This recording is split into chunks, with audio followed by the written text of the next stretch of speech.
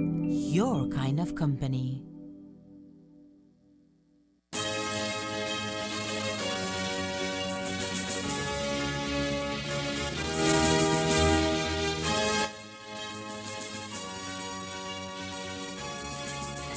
Tonight on Ctv3 News, Belize's three major hydroelectric dams running empty. Should Belizeans brace themselves for major load shedding? Will heavy rainfall spare us from power outages? We asked the Chief Met Officer. A 50-year-old businessman is accused of raping a 4-year-old minor. And the Ministry of Health is on a recruit drive for community health workers. These are some of the stories we have for you tonight in our newscast for Friday, May 24th, 2024.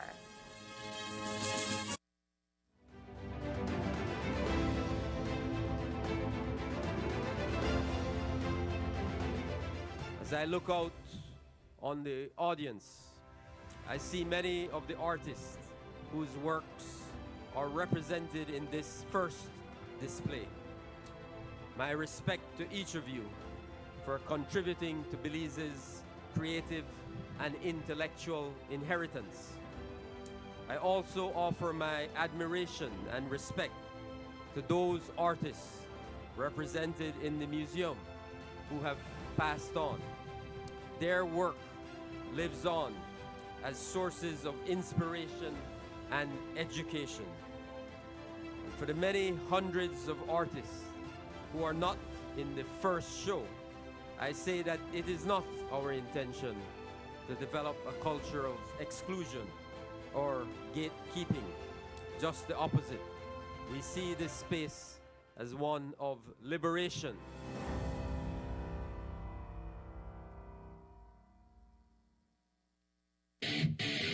Fast approaching. Pro FC is back in Orange Walk Town on Saturday, June 15th, inside the Orange Walk Multi-Purpose Complex, exclusively on Channel 53 on Centaur.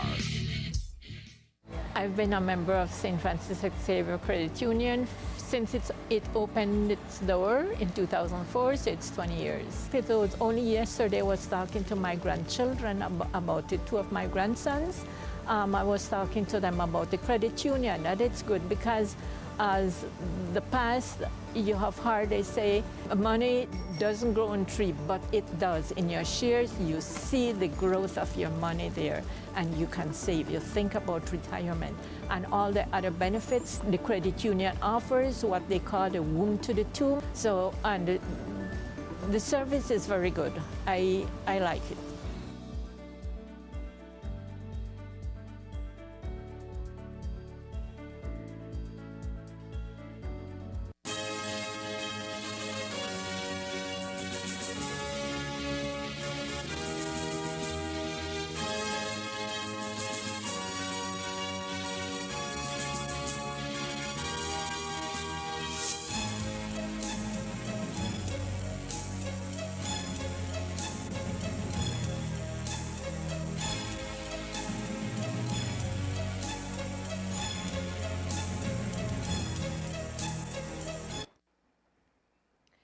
Good evening. With your news also simulcast on Fiesta FM 106.7. I am Joanna Rodriguez. Tonight, as the heat wave which has been affecting the country for the past few weeks continues to rage on, there are concerns that Belize's three major hydroelectric dams are almost running on empty, and if no rain falls within the next 2 weeks, we could be facing another round of major load shedding.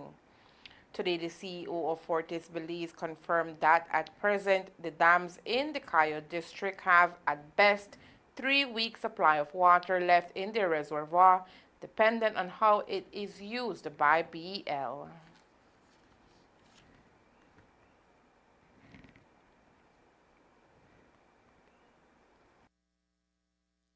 That's more like it. No, we are not out of water to the extent where we're bone dry and there's going to be blackout this weekend. No, from our point of view, we'll be producing for at least the next 2.5 to 3 weeks, depending on how BEL uses the water.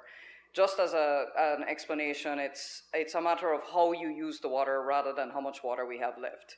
Yes, the reservoir is a little bit low. There's been a lot of usage, but it's the same way if you decide to empty a bucket with a big glass, it's going to empty faster than if you empty it with a spoon, right? So BEL has been using the water in a way that they're trying to save us a lot longer. So when CFE is available, they're taking what CFE provides and that kind of thing. And the way they're managing it, it looks like more like 2.5 to 3 weeks. It's definitely not this weekend, that I can assure you. And while the reservoirs always run low in the dry season, this year it is even lower because of the lack of rain and the heavy reliance on hydropower when power supplies ran low this month. And that's something that we're working to analyze more carefully, because at the top of it, for example, the fires you're seeing around the place definitely are proof that we're having a drier than normal season. Last year, if you remember, we had a lot of rain at the end of the year. So we ended up with a very full reservoir at Chaleo. We started in January with the level exactly at the top, which was great because it has set BEL to be in a good place to be able to provide much more power than it would have been able to otherwise. And basically shown us why it's important to try and store the water. From a climate change standpoint, some of it is cyclical. You know, you have El Nino, La Nina, those are cyclical phenomena. This year we're expecting an El Nino with, God forbid, but more storms and so on, and usually that means more rain as well. But yes, you've got to be careful what the overall cycle is, and that's what we're trying to analyze. We work with the National Met Service and a few other agencies to try and determine what the future looks like based on the past, which is very, very difficult and requires a lot of intensive study. With another potential capacity shortage coming our way, Fortis Belize says it has provided possible options to allow Belize to produce more energy, including the introduction of solar energy. There's a couple of different options. Keep in mind, Chaleo is almost 20 years old. So the technology of 20 years ago is a lot different to today's technology. So we've been examining what the options are, where the next set of investments should go in terms of increasing storage of water, but also using the water more efficiently. So we are investigating ways to upgrade our turbines, let's say, so that 1 cubic meter of water would put out X amount more energy than it used to before. That kind of thing.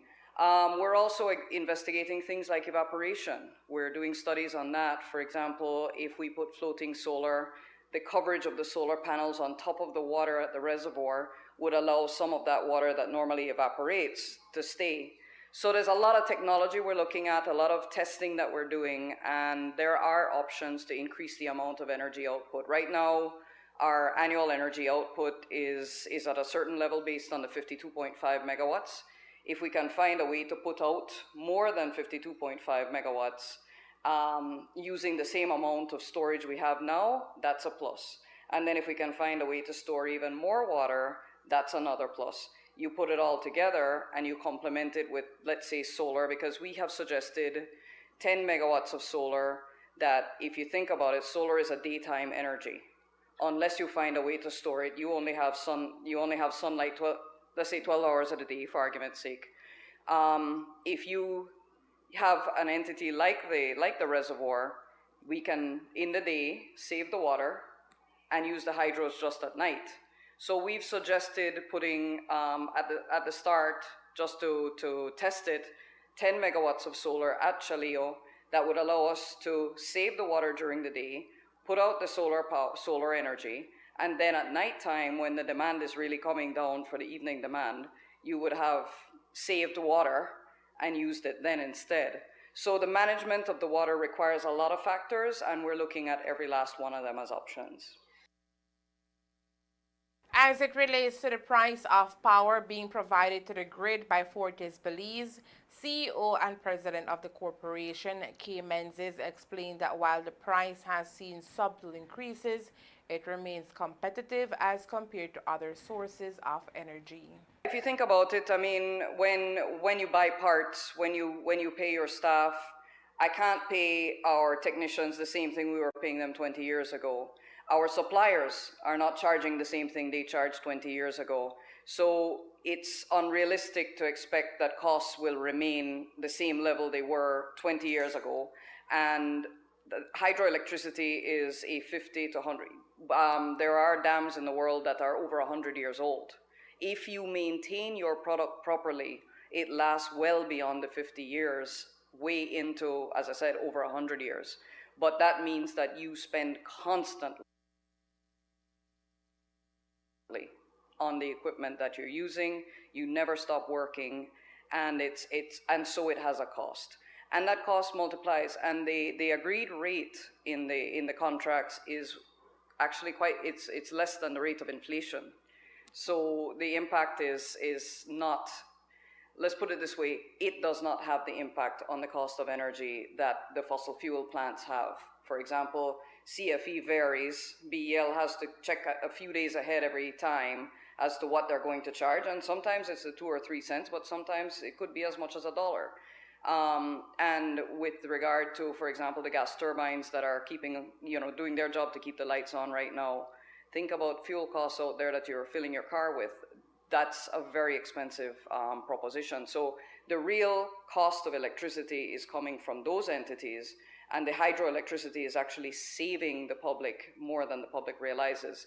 And if you want to get an idea of that, take a look at the Caribbean, where most of the islands are operating on diesel engines, and their electricity rates are exponentially higher than Belize's, and it's all based on the kind of power you're getting. So the hydros have served actually to keep Belize's rates very competitive. Now, if you are wondering if the rains will come to Belize in time to prevent us from suffering through another round of several power failures, the Met Service says we should remain cautiously optimistic. The Chief Met Officer, Ronald Gordon, confirmed today that while one model continues to show an increase in moisture starting next week Thursday into the June 1st weekend, he cautioned that long-range forecasts such as these carry a lot of uncertainty. Well, the prediction originally was showing that we may have had an increase in rains around Thursday or Friday of next week. I'm looking at the latest model run, and unfortunately, it has basically backed off of that forecast. So we will continue to try, at least for the first 4 days. As your viewers may know, the National Meteorological Service issue forecasts only up to 4 days. So we go from today, and we include the next 4 days, which will take me to Tuesday. And our forecast is going for hot and dry conditions with temperatures up to 100 degrees Fahrenheit inland for these 4 days. But beyond that time, there's a lot of uncertainty. So we don't typically issue a forecast. However, we do provide advice. And based on our current projection, there may be a slight increase in moisture, like I said, going into next weekend. However, the rainfall totals that I'm seeing from the models are not too impressive. The amounts are not that high. So it would not be, at this moment, based on what I'm seeing, a significant relief. But again, I caution that these forecasts going out to that length of time or into that range are full of uncertainty. If the rains do come in the coming days, Gordon says it can be expected in the southern part of the country first. As it relates to the conditions experienced this year, Gordon says thus far we have experienced much drier conditions as compared to the same period last year. Are actually drier for this particular May as compared to last year. Last year we had a surface trough that produced significant rainfall around the 14th of May. That wasn't the start of the rainy season, but at least it gave some relief from the very dry conditions. However, the data for this year so far is all zeros. We haven't had any significant rainfall from the start of May. And how does this compare historically for us? Well, we haven't finished the month completely yet, so we cannot completely say how it will be historically. I would prefer that we wait until the end of May to really determine that. But certainly, as I say again, it would perhaps be one of the driest Mays on record based on this trend, if nothing changes. There is another disturbing case of rape to report on tonight. This time, the alleged victim is a 4-year-old girl. The accused is 50-year-old Darwin Almendares, who has been charged for the rape of a child. Police reports indicate that last week, Wednesday, the mother of the child, who is of Canadian nationality, reported the incident to the Hopkins police. She told cops her 4-year-old daughter told her that a man known to her as Darwin took her to an unknown room on the north side of Hopkins and molested her. A medical officer confirmed the child to be carnally known. On Monday, police arrested and charged Almendares, a property manager of City River, for the rape of a child. Coming up next, we'll tell you about a recruit drive for community health workers. Stay tuned. This plan, I can't leave this plan. Smart Belize. Hey there, smart thinkers.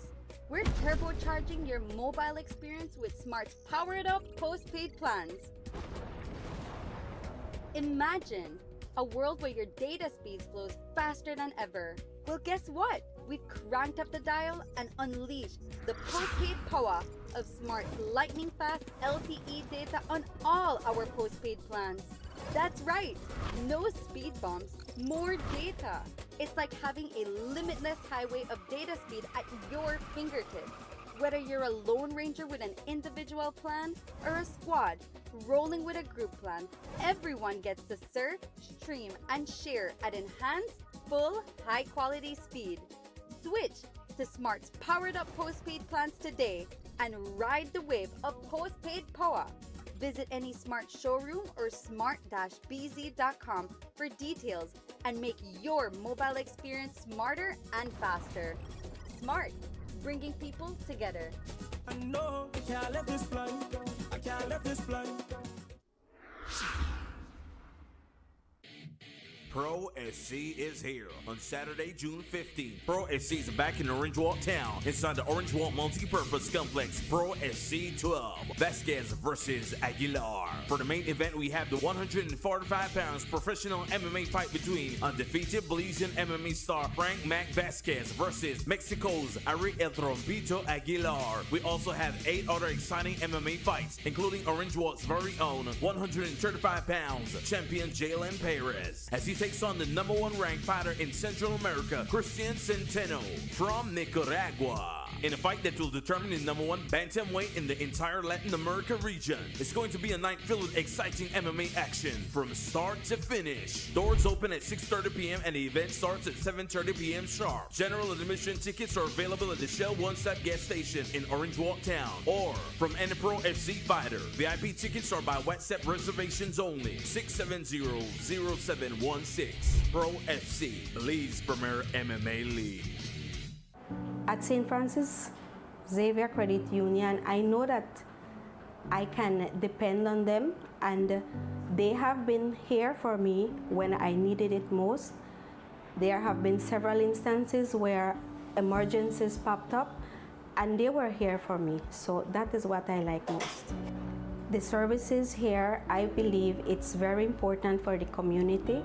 It lends a hand to most of the community or all who want to be part of it, and it caters for all levels in society, especially ones like me who we don't have all the time what we need. So we can depend on the credit union just like the farmers can, teachers can, and the general public.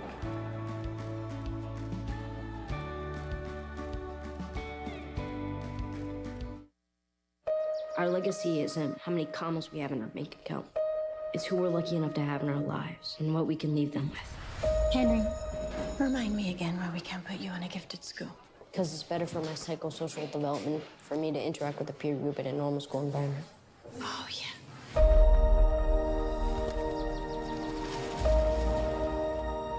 Hey, Susan? I guess I could just set you up with direct deposit if that's easier. I don't know. I'll have to ask Henry. You have to ask your 11-year-old? Did our financial statement come in the mail today? Yeah, I forgot to give it to you. I don't know how you do it all by yourself. Come on, I have Henry. Find me another male of the species who's more grown up than him. I'd like to. This story, it's about me, my brother, my mom, and the girl who lived next door. Henry and Peter, they're lucky to have you. And your father's lucky to have you too. Stepfather. You okay? I'm good. Mom, I have to tell you something, and it's very important. Christine is in trouble. When someone hurts someone else, we have to make it better. There's only one way to stop it. I'd hope to do it all myself, but that's not an option. There has to be another way to help Christina. Why there's no way to help. Mr. Sickleman is the police commissioner. I'm not going to subject him to public scrutiny without conclusive evidence.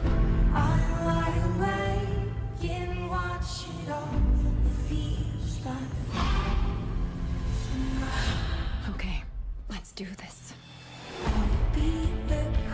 Mom, everything you need is right here. I'll be with you the whole time.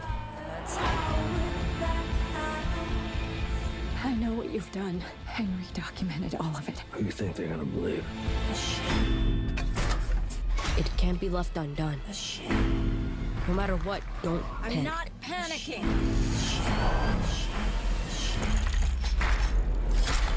We have to make it better. To this door and wait.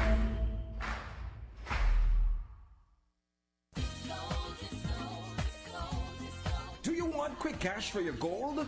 Then take advantage of Monica's Pawn Shop's big loans on gold and our guaranteed low rate of only 10% on all pawn jewelry. But it doesn't stop there. We also pawn TVs, buy scrap gold, and pawn vehicles that you can still drive. Visit Monica's Pawn Shop today in our Belize City location at number 128 Cemetery Road, our Belmopan location at number 5 Garden Plaza, our Orange Walk location, number 2 Belize Carazal Road. Give us a call at 207-0970 and get more money for your gold jewelry. The family and friends of Alicia Jason, 28, are gravely concerned about her whereabouts. Jason was last seen last week at La Gracia village in the South District while visiting her grandson, Onelsi Andaldo Villeda, who she hasn't seen in 7 years. Jason went missing on Friday afternoon. There's heard from Healer. Villeda is reaching out to the Rubelis for information on his grandmother's whereabouts. Johnson's diagnosis is a cellular connection given her Alzheimer's condition. And although she went missing, she was observed walking along a road 25 minutes away from the farm where she was stopping. The farm spans about 1,000 acres of land bordered by dense vegetation and creeks. Who was last wearing a green and red patterned blouse, black shorts, and black flip-flops. Anyone with information regarding her whereabouts is urgently to contact the authorities immediately. Have you ever wondered what the job of a community health worker is? Well, let me tell you, community health workers provide support to local healthcare organizations and systems through various tasks depending on what type of community they are serving. In the case of the Ministry of Health and Wellness, community health workers play vital roles in maintaining a healthy country as they serve as a liaison between health and social services. Their work, done voluntarily, is crucial since it provides outreach, education, advocacy, and informal counseling. In sight of the unique and important role these men and women play within the healthcare community, the Ministry of Health and Wellness was in Santa Clara Village today, hoping to recruit persons interested in signing up for the job. So we are in Santa Clara, and basically why we are here is because we're waiting on the community participation, because we're going to recruit community health worker today. It was announced by the village leader and by other people like myself and other community health workers around Corozal District that today we would be recruiting community health worker in Santa Clara Village. What makes you an ideal candidate to become one of these persons you're looking for? First of all, that the community doesn't have a community health worker, because we're trying to reach the communities that need a community health worker. There are qualities that a person should possess, and there are responsible qualities. Honest, caring, respectful, loved and appreciated by the community, as well as being a person known for their confidential. The person needs to know how to read and write and have at least a primary school certificate. The meeting that we usually held in the communities is to discuss what is the role of the community health worker within the community and the responsibilities, and it's a lot of responsibilities. So the person might come with the idea, yes, I want to be a community health worker, but at the end, when they hear all the responsibilities and the training and everything that they have to carry out in order to be certified as a community health worker, some of them might just say, oh, well, you know what, this is not for me. Well, for me to come here to Santa Clara, well, I first had to announce it to the chairlady, let her know that we don't have a community health worker for the past year here, and that the need is there because the population is growing and the children, well, you know, they get their deworming, they get their immunization. It's a program within the Ministry of Health that is led by the maternal and child health care unit, but they also need the support of the community health worker. They will be the ones who will, the community health workers are the ones who go to the school and remind the teacher about, hey, you know what, it's May, it's the warming time, so send out the notes and the messages to the parents so that we can get consent, so that the children get dewormed or immunized. So we do need the support of the leaders in the community. I cannot just reach to a community without them knowing that I will be there. And they're the ones who help me to call out the meeting and let people aware about it. Those who sign up today will then venture into a series of trainings before being certified. Okay, so community health workers are voluntary workers. They do receive a small stipend, but they do a lot of work. So the stipend that they receive is not really enough for everything that they do. And yes, they do enroll in a training. It's basically 17 topics for them to understand what they're supposed to do in the community setting. They also will have a minimum of 2 weeks to a month of practical, okay, because they have to be able to carry out the blood pressure checks and the glucose and other responsibilities in the community where no nurse will be with them. So it's very important for us to certify people that are knowledgeable and that are responsible, and that we can count on them that they're going to do the work good in the community. For those interested in becoming a community health worker, recruitment will be taking place in various villages. Announcements will be made through village councils in due time.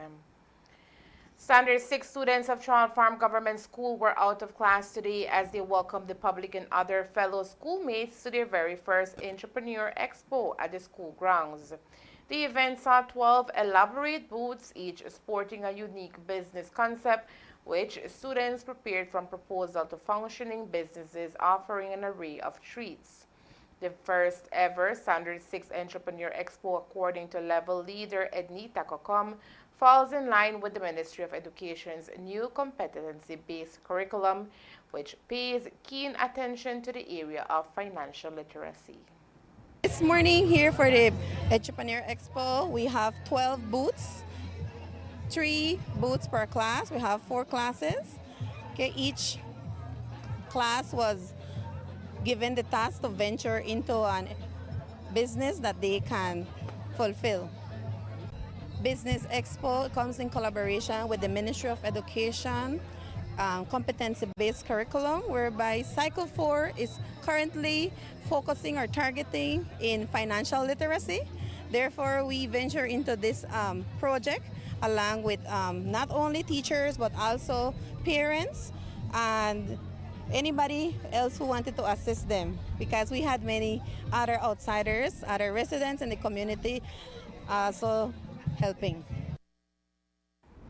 Ensuring that students are able to take an idea from a simple concept through to a functioning business, according to COCOM, will provide students with necessary tools to be able to transition into high school or even real-life businesses. Okay, the process was first setting up a business plan with them in the classroom. We went step by step with them, guiding them all the way. And we were also involving the parents at the same time so that they can fulfill what they have here today. The students are very creative. They managed to come up with their own names. They were very original. They had to do their advertising in the different classrooms, whereby actually other teachers got to grade them as well. And then we also have judges here today present from the business community here from Orange Walk. The students, apart from going into the classrooms, they were able to get their resources together, and along with the parents, they were able to assist them to set up not only the tents, but as you can see, tables, chairs, it comes in a whole. This Business Expo, Entrepreneur Expo, students not only get to challenge themselves here at the primary school level, for we know some students might not move on to high school, therefore we are preparing them with the necessary skills for them to be independent out there as well. But for those who are moving on to high school, we have prepared them because we know that in the high school they have activities related to this, so this will not pose a threat or a challenge for them because they are prepared a little bit for that. And as we visited all of the creative business, 2 of the young entrepreneurs told us all about their exciting ideas and how they transitioned from idea to final product today. The product is tanghulus. I'm not sure if you guys know about it. It's really popular. We wanted something popular that people want to try, because I'm pretty sure that most of them haven't tried it yet. So we want something popular so that they can come and check it out. You know, that curiosity. And it's something very simple so that so we can do it for the people. So the name of our business, we thought of something that has to match with the show. You know, since Tangulus is all about sugar fruits. And then my group member was just like, we should try Sugar Rush. I'm like, oh my gosh, Sugar Rush sounds like a good name. So that's all about our business, miss, and our product, miss. Talk to us about any challenges that you guys faced throughout the way. Okay. To be honest, some of our group members have different personalities that don't match with each other, so there was kind of a little bit of bickering, such as me. Well, that was part of me as well. So that was a little bit of bickering on trying to decide what to do. In the end, we just made up and we decided one thing. Like, this is an experience I can carry with me to high school, so I already know I got a taste of what it would be like. So I feel this would be like a very a good lesson for me that I can carry with me to high school. At least I will know what to do, what to say, the business prepping and everything, and I hope I have good and understanding teammates like how I have with these ones. So I think it will be a very great lesson for me when I go to high school. So far, would you say that your business has been a success? Yes, miss. There has been a whole crowd, miss, that we even had to take a quick break. But we made it all this way, miss. There's even more over there, but we're good. We're set. Everything is done. We made a lot of money. And there is more news after the break. Stay tuned. This plan, I can't leave this plan. Smart Belize. Hey there, smart thinkers. We're turbocharging your mobile experience with Smart's powered up postpaid plans. Imagine a world where your data speed flows faster than ever. Well, guess what? We've cranked up the dial and unleashed the postpaid power of Smart's lightning-fast LTE data on all our postpaid plans. That's right, no speed bumps, more data. It's like having a limitless highway of data speed at your fingertips. Whether you're a lone ranger with an individual plan or a squad rolling with a group plan, everyone gets to surf, stream, and share at enhanced, full, high-quality speed. Switch to Smart's powered-up postpaid plans today and ride the wave of postpaid power. Visit any Smart showroom or smart-bz.com for details and make your mobile experience smarter and faster. Smart, bringing people together. No, I can't leave this plan. I can't leave this plan.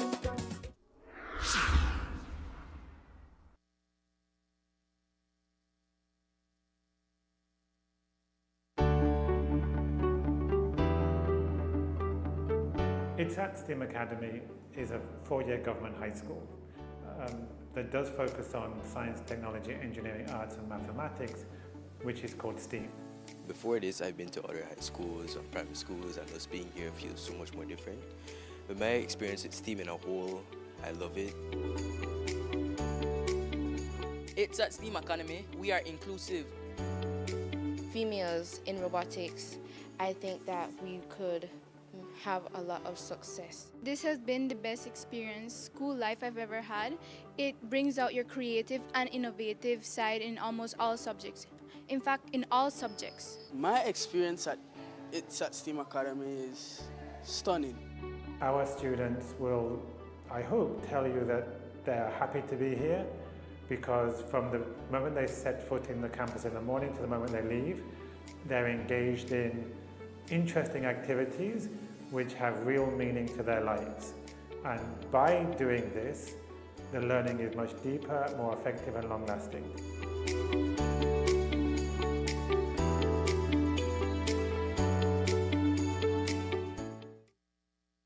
At St. Francis Xavier Credit Union, I know that I can depend on them, and they have been here for me when I needed it most. There have been several instances where emergencies popped up and they were here for me, so that is what I like most. The services here, I believe it's very important for the community. It lends a hand to most of the community, or all who want to be part of it, and it caters for all levels in society, especially ones like me who we don't have all the time what we need. So we can depend on the credit union just like the farmers can, teachers can, and the general public.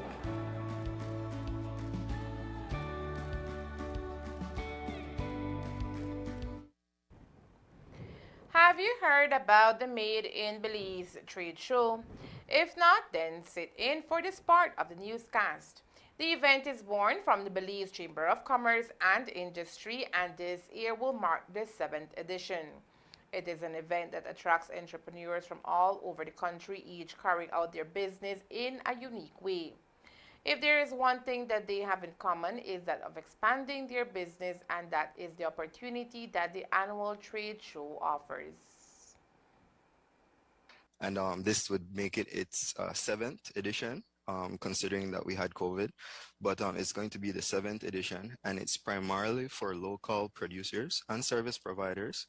So it's strictly a Belizean-made, Belizean-created event. So only products and services that are made in Belize will be featured at the event. So you won't be coming out there and seeing products from Shine or products that you can purchase online or from any other country. It's primarily products that are produced and services that are offered in Belize. So as you can see from the slides being shared, there's Ms. Debs is going to be out there, Neo People, who has their service in terms of, I believe it's an assistant to HR that allows you to process certain HR aspects.